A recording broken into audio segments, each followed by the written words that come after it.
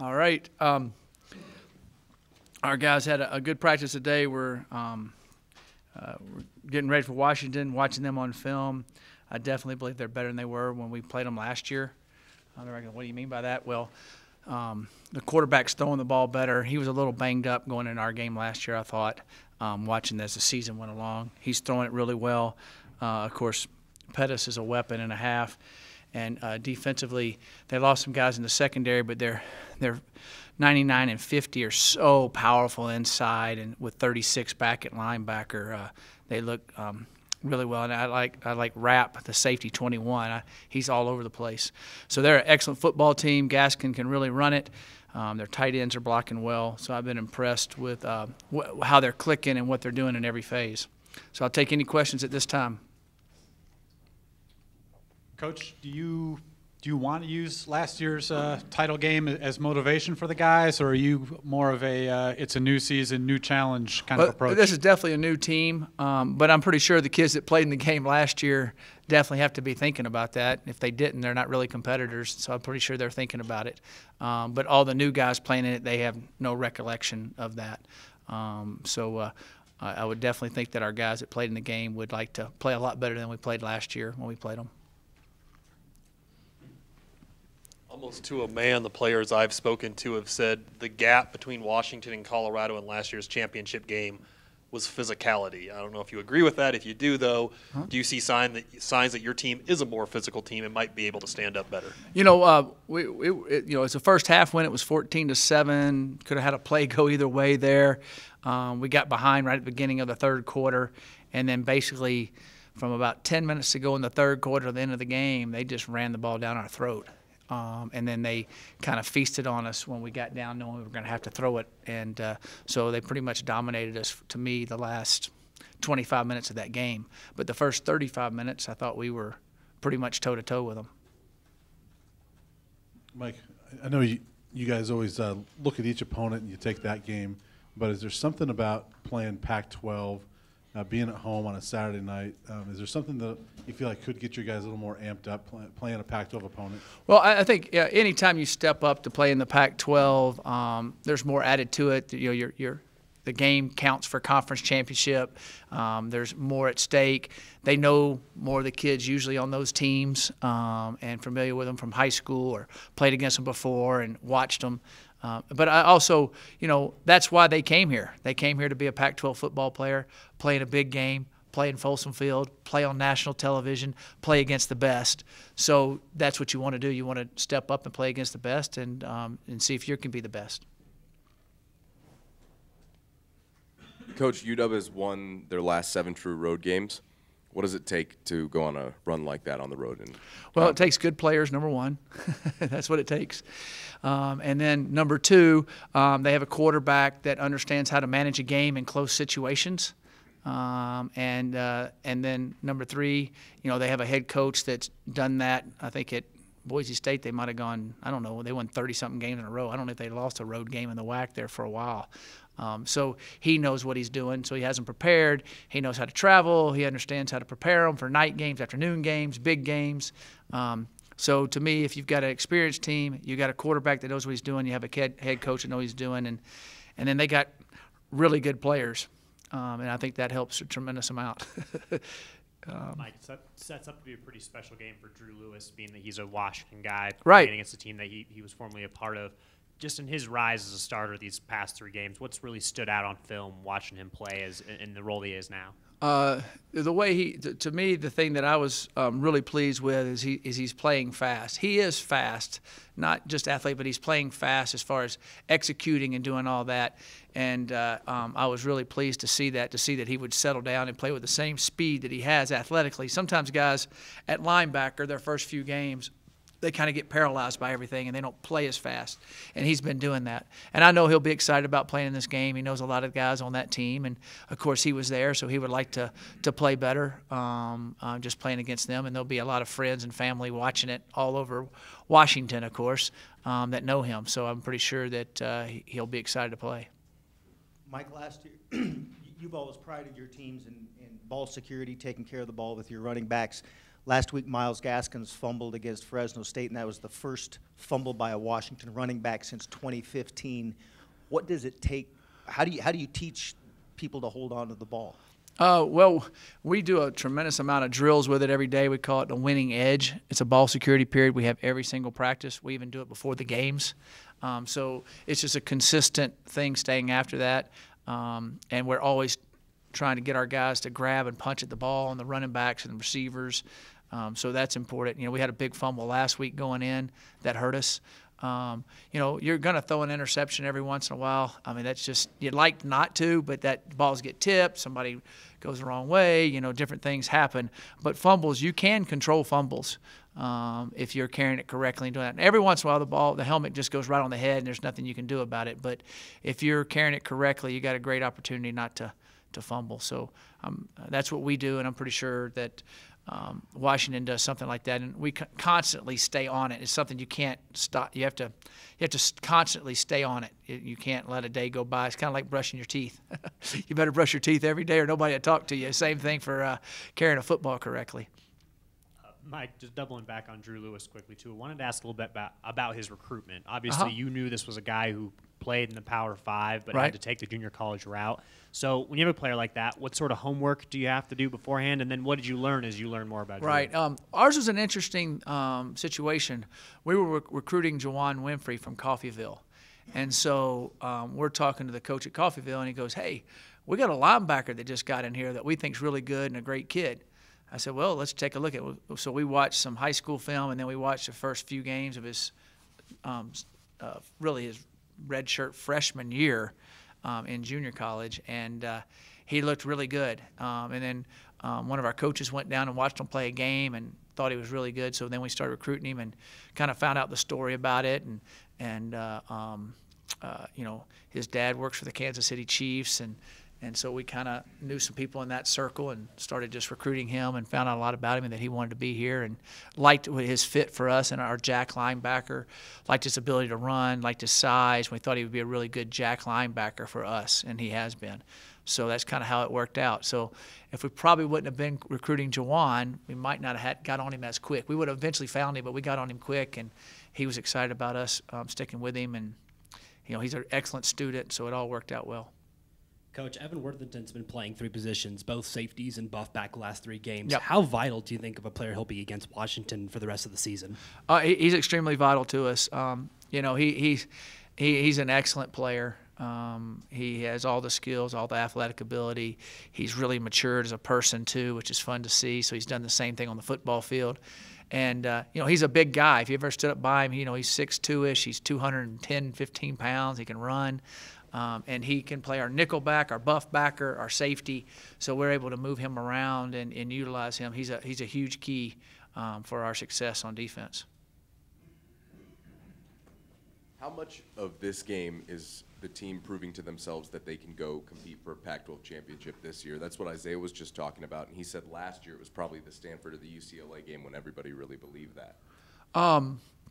Yeah, I think different kids believe it at different times. I hope that the guys that have played quite a bit, they don't have to believe it. They already know it. It's the kids that step out there that haven't really done it yet, you know, made the play in the big situation, kind of done that. Those are the guys that we're going to have to see step up. And both teams have guys like that. So that's where I see the difference to be made with those guys doing that. There's a lot of controversy with some of those targeting calls that get made. As a coach, is that line clear in terms of what's acceptable? Are there any changes you think they could make that a little bit more clear going forward? No, I think the line is clear. I mean, they review it, they look at it. The thing that I like about it, when they first put the rule in, number one, I like the rule because I think it protects everybody and it's a good rule. I did not like the way we implemented it when we first put it in, that the ruling on the field always stands because so many of them are bang, bang plays, okay, and the ooh and the ah of the crowd.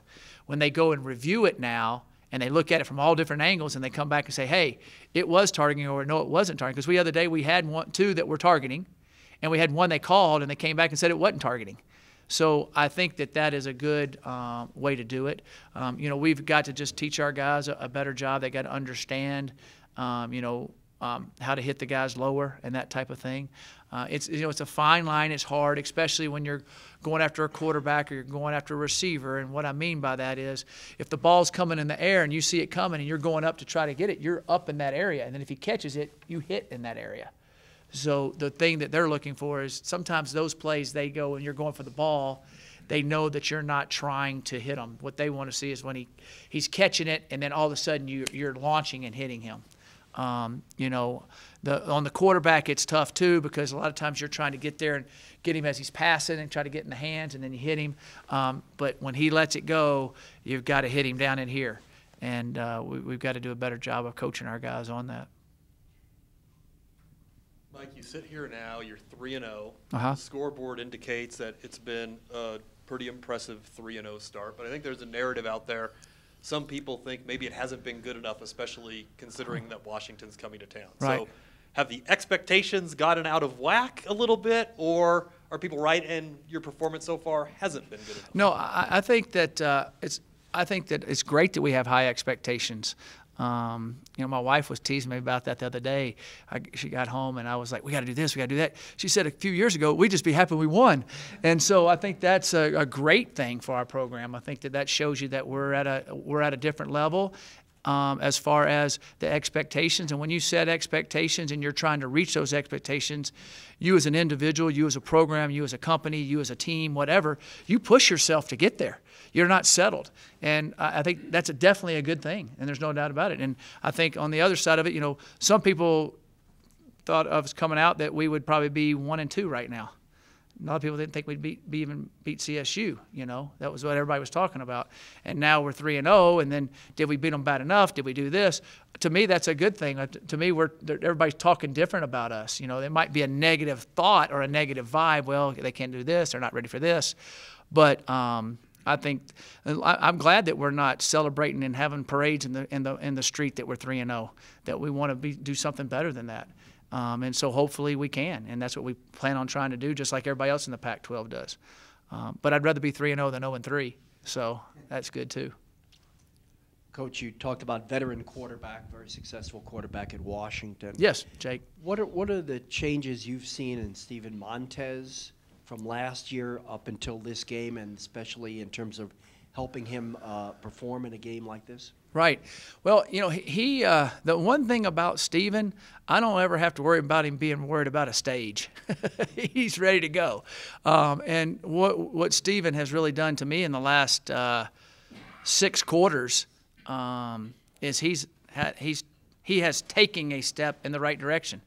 If y'all, I know y'all saw the game. If you watch it on television again, if you watch it on tape, you can see him sitting in the pocket, looking downfield, stepping up, making throws. You can see the pressure. Somebody gets, he comes out, he's looking downfield. He's not trying to run around and making plays with his eyes downfield now. In the first couple of games, sometimes his eyes was looking at the rush and then looking downfield. That's because, really, to be honest, I said it before, when he was in high school, he had to do that a lot. He was the biggest, fastest, most athletic guy on the team. They'd come in, he'd make them all miss and throw it. Now he doesn't have to do that all the time. And, so I think that he has really made a good maturation process in that area. And he can make all the throws. He can make all the plays. And I'm excited about watching him play, Saturday night against a really, really good defense that will really challenge him. And so I hope he does well. Coach, what are your plans on replacing Chris Malumba for the first half next weekend? We've got Jace Frankie, we got George Frazier.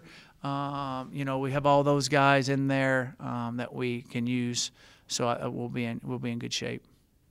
It also seemed to me like Steven took another step up in the maturation in the running game as well. Were you seeing that in the read option? Yeah, he was. He's good at that, and he's gotten better at that.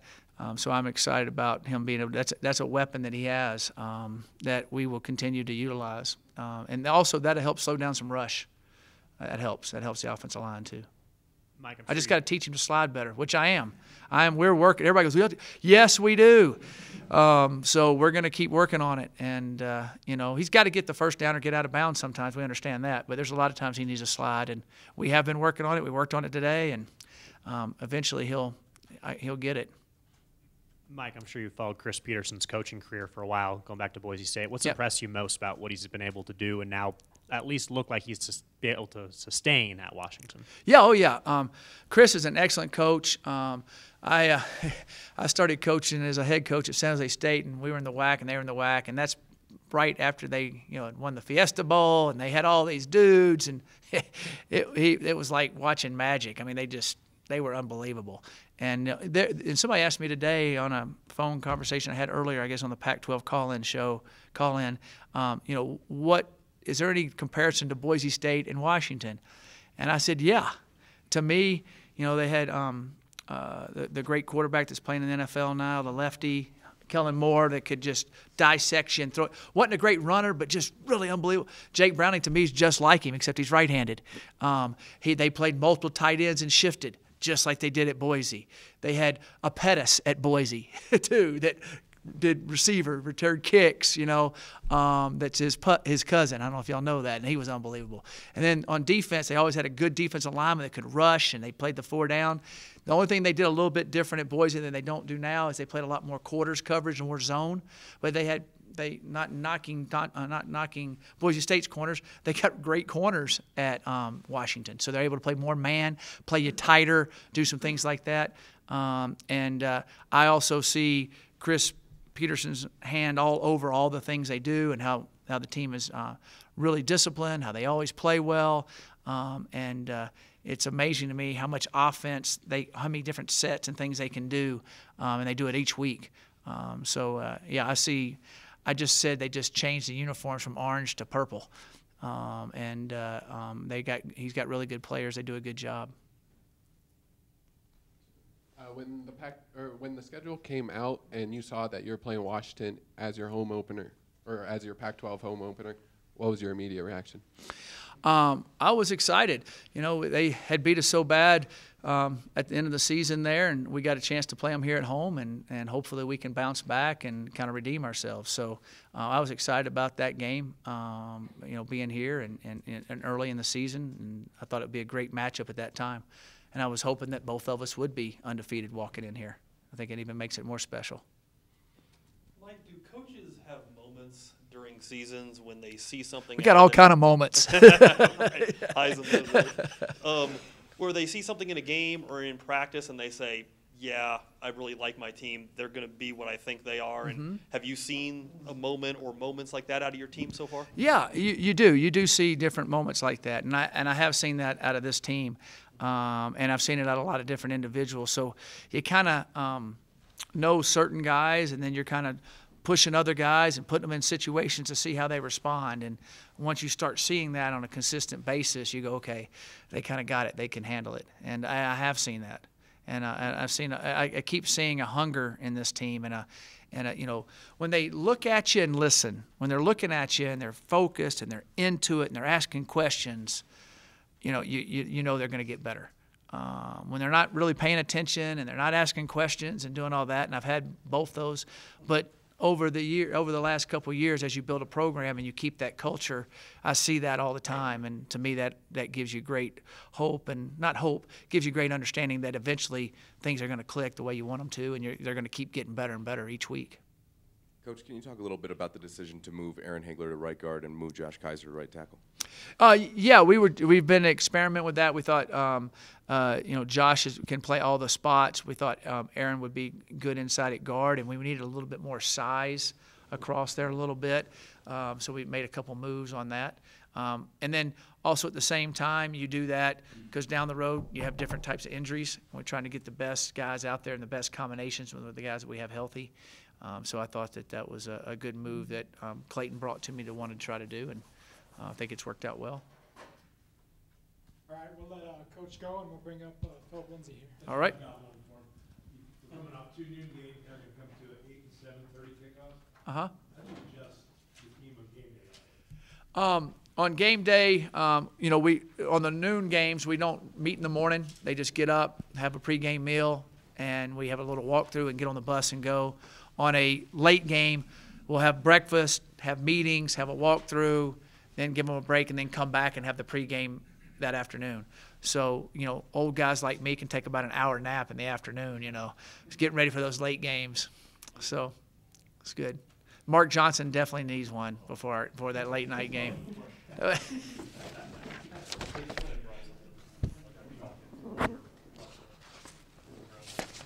Oh, okay. Thank you. Appreciate it. It's my card to get in and out.